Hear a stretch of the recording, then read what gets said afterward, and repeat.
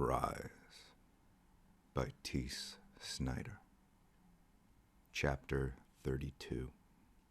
Last Straw.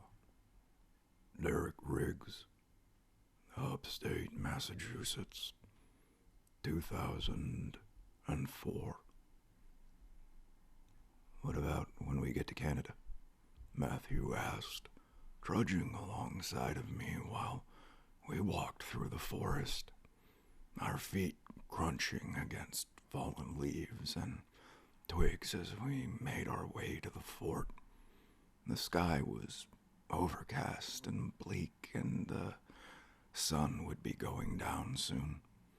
And while we had fooled our parents into believing that we were going for a week-long trip for school, the truth was we had far bigger plans in mind. Since the removal of Sebastian from our group 2 years ago, the fundamental dynamic of how we intended to survive the infection had changed. Now, rather than trying to band together and reside over a set area of terrain, fighting the undead as much as we did avoid them and hurt them, Matthew and I had decided it was best to come up with a new plan.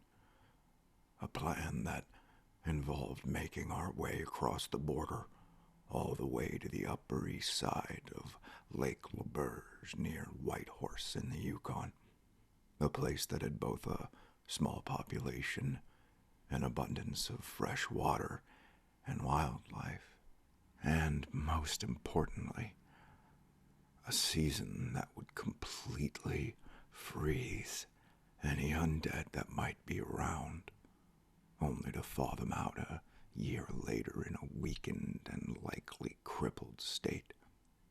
It was perfect. However, finding the time to make the practice trips we would need was complicated by the fact that we were still in school and that we were still living with our parents. Consequently, we were becoming very good at lying to them. What do you mean, what about when we get to Canada? I replied, scanning the trees for any sign of movement. Well, let's say America has been quarantined. The infection has broken out, but hasn't reached other places as badly, and they're willing to just shoot about everybody on sight, no questions asked, he explained, hoisting the heavy hiking backpack he carried full of supplies from one shoulder onto the other. Anyway, if that's the case, then the route we chose would have to be adjusted because going through known paths will likely put us right under the sights of people on the lookout for anyone trying to sneak in. Okay, I understand what you mean, but it's not going to come to that, I replied, confident enough that there was no one around to be able to use my normal tone of voice. The border's too big to even think about quarantining it, and even if they tried, they'd fail. Well, I'm just saying it's something we might need to consider. Yeah, sure, I replied, climbing up a short hill and only just then realizing that Matthew had grown to be the same height as I was. But I'd say that's not the worst of our concerns or the most likely of extenuating circumstances, I continued, insinuating something that I hoped Matthew would take the initiative to talk about, rather than forcing me to press him for it.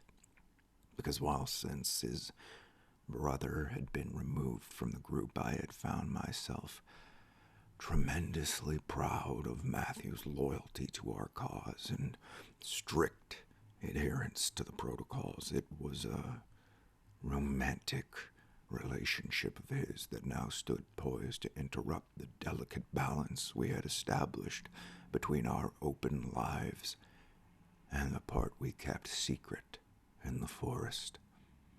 His girlfriend of nearly half a year was a peppy cheerleader who, despite the fact that I thought she was an all-right girl, was still an outsider, who I didn't consider either trustworthy or worthy of entering into our group. However, seeing young love put the bounce in Matthew's step and give him something to ramble on about over and over was enough to make me start thinking ahead to the days when, if they stayed together, or if he and any girl stayed together, our friendship and the commitments we'd made might be drawn into question. Okay, then what are the most likely extenuating circumstances in your mind? Matthew asked, confused by my vague assessment of his concerns.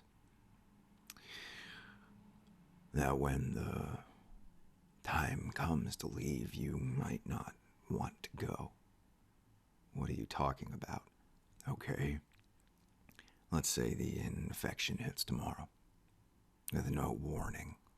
Let's say it all hits at once, in a huge and consuming wave that we have no choice but to immediately run from and never look back, okay? Now, if that happens, the extenuating circumstances that I'm worried about aren't at the border or along the way. They're here right now. So I guess what I'm saying is, do you have what it takes to turn your back, not just on your family, but on your girl, too? My girlfriend? This is about my girlfriend? No, it's not about her. It's about you and her. And it's also about time we talked about it. What? You don't like her? Actually, I'm surprised by how much I don't mind when she's around, but I'm not talking about her personality. I'm talking about the changes I've seen in your personality since you started dating her. Just say what you're trying to say, Derek. All right? She's not in the group. She doesn't know the protocols. And if the infection hits now or in the foreseeable future, she would be a liability to our plan, both logistically and, for you at least, emotionally. What I'm trying to say or figure out is whether or not you'd be able to choose between her and the protocols, I asked, carefully watching Matthew's blank expression for some kind of indication of how he had taken what I just said. He remained silent a moment, staring through me, and then slowly peeling his lips apart to respond. Have you spoken to my brother recently? You know I haven't, I stated, frowning at the very mention of Sebastian's name. Well, Sebastian actually suggested the exact same thing to me back when I first started dating her. Only I assumed he'd done so because I knew he had a crush on her too. I even accused him of it, as if we already didn't hate each other enough without fighting over a girl, but since I don't suspect you've got any sort of feelings for her, I'll let you know plain and simple that if it came to it, yeah, I'd be able to leave her, same as I'd be able to leave you, if I had to. But because I know that's not good enough for you and it's not the point you're really trying to get at, I'll put it this way. If she and I stay together, at some point I'd like to think that maybe we could both trust her enough to consider letting her into the group. Matthew finished, proposing the very thing I had feared most. A new, untrained member to our group. I stopped dead in my tracks just to few meters away from the entranceway to the fort, and slowly turned to face Matthew. "Are you serious?" I asked, already knowing the answer. "And then what if you two broke up, huh? You expect her to just keep her mouth shut about everything and trust that the adjustments we would have to make because of her would just go away if she left?" "Look, Derek," Matthew exclaimed, sounding too close to the way his brother once did. "You are not the leader of this group. You are a part of it, just like me. And in the same way that I'd have the courtesy to trust in your decisions about a girl, I expect you to respect mine. And if I want to tell Anna about the protocols and what we've been preparing for, then that's just the way it is. And you're just going to have to deal with it. Deal with having to learn to trust another person. Or the two of you could stop being such fucking psychos," Sebastian exclaimed, poking his head out of the entranceway to the fort and surprising the shit out of Matthew and me. We stared at him, appalled that he had the nerve to not only interrupt what we were saying, but that he had been inside the fort. He had trespassed and returned to the very place we had banished him from, and for whatever reason had chosen to do so a full 2 years after we had expelled him from the group. I looked over to Matthew, whose fists were already clenched and trembling with rage. "What the fuck are you doing here?" "I came to get Matthew," Sebastian responded, not even able to look me in the eye at first. "Why?"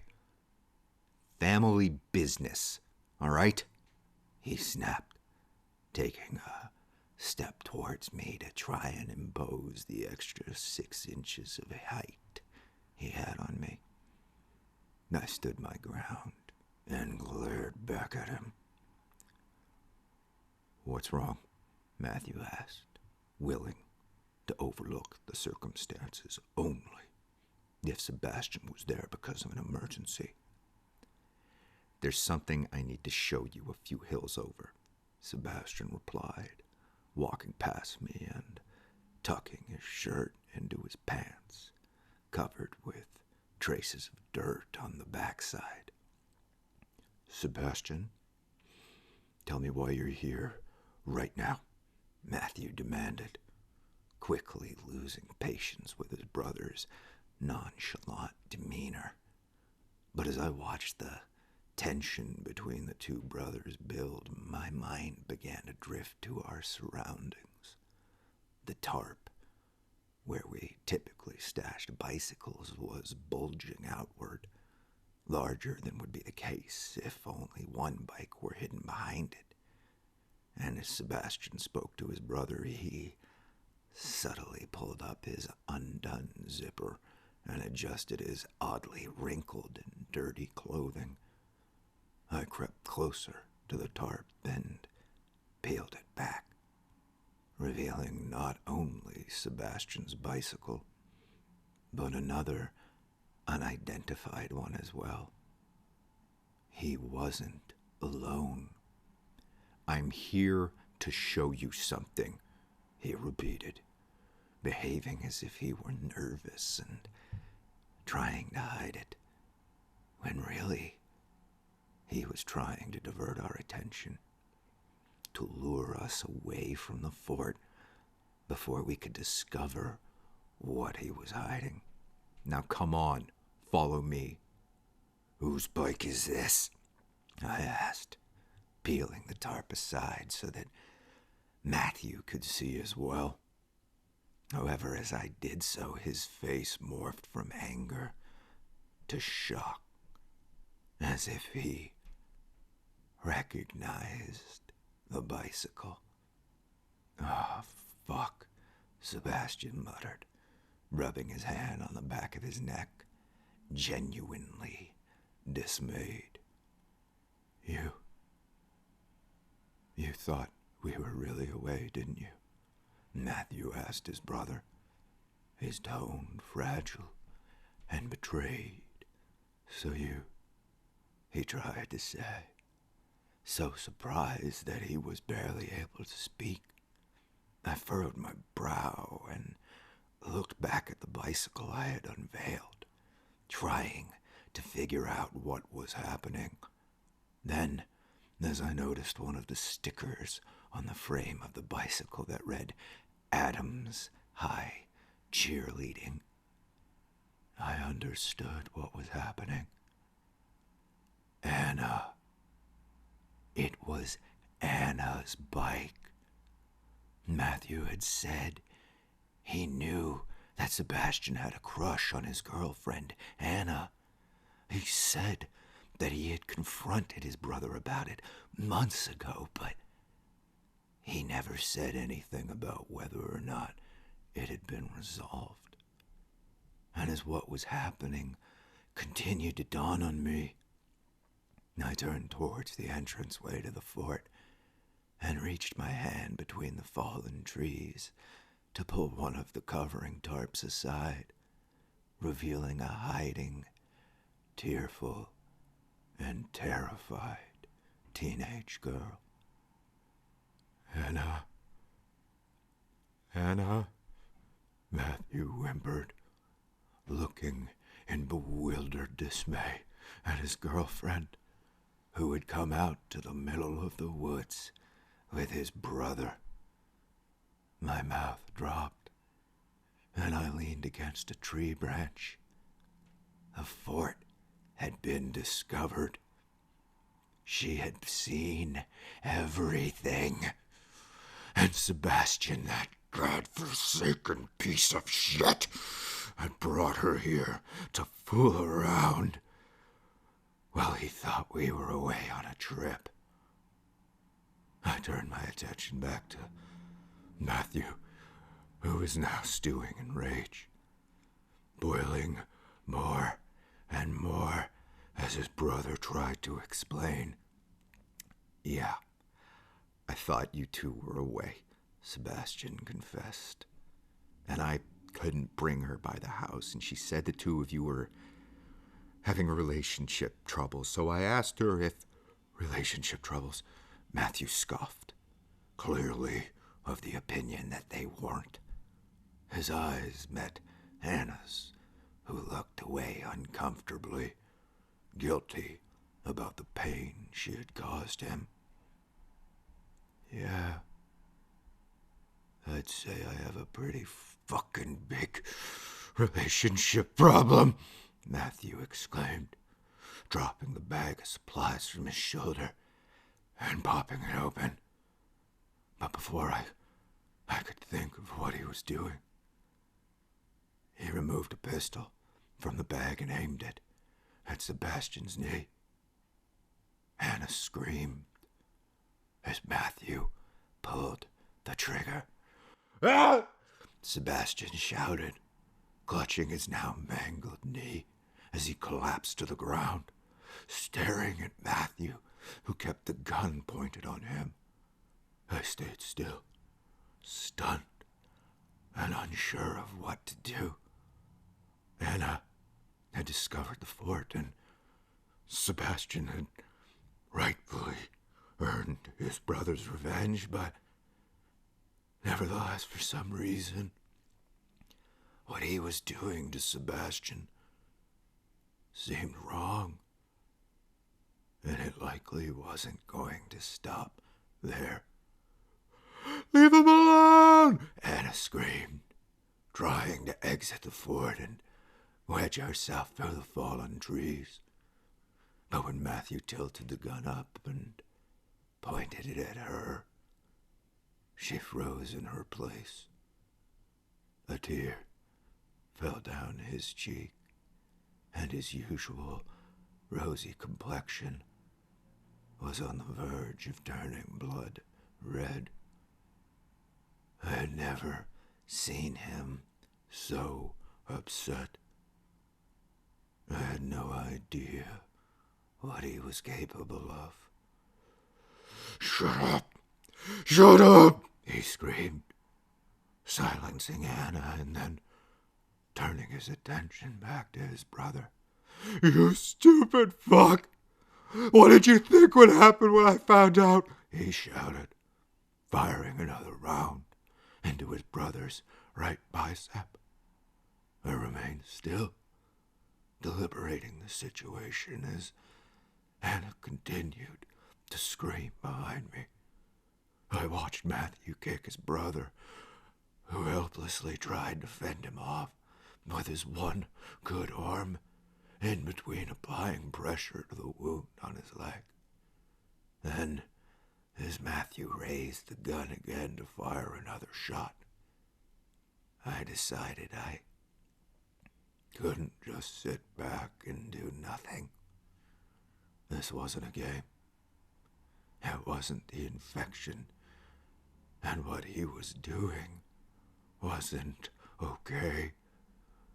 I stepped away from the branch I had been leaning on and approached Matthew. "Matt, stop it," I said, halting as he turned the gun up towards my head.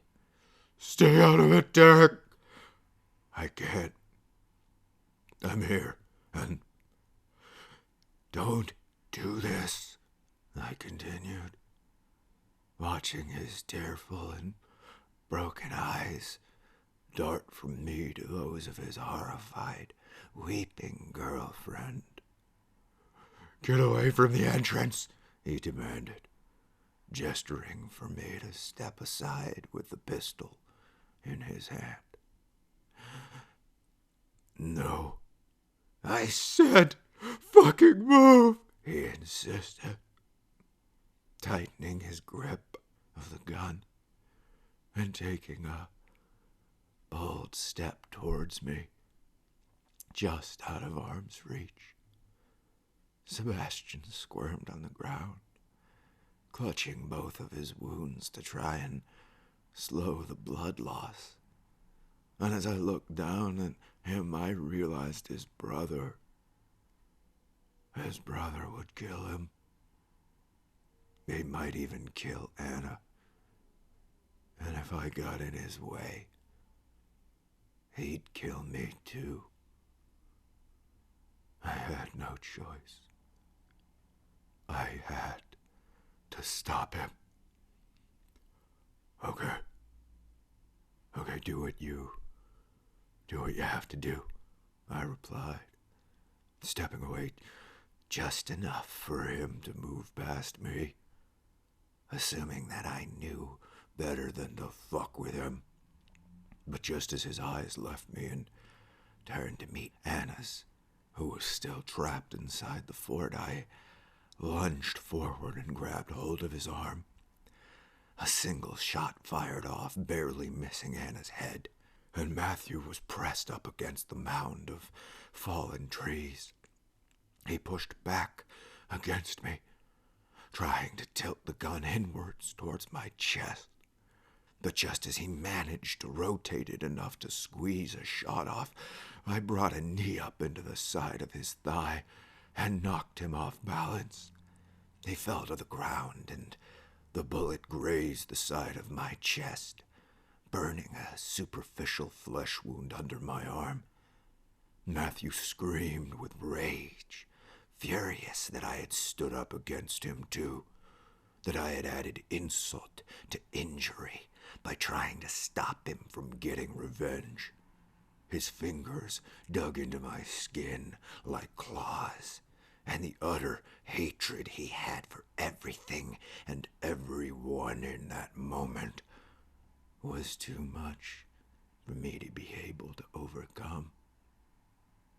I failed, and after a short grapple on the ground, he was on top of me, beating his fists against my skull over and over again. Soon I couldn't even bring myself to lift my arms up in defense anymore.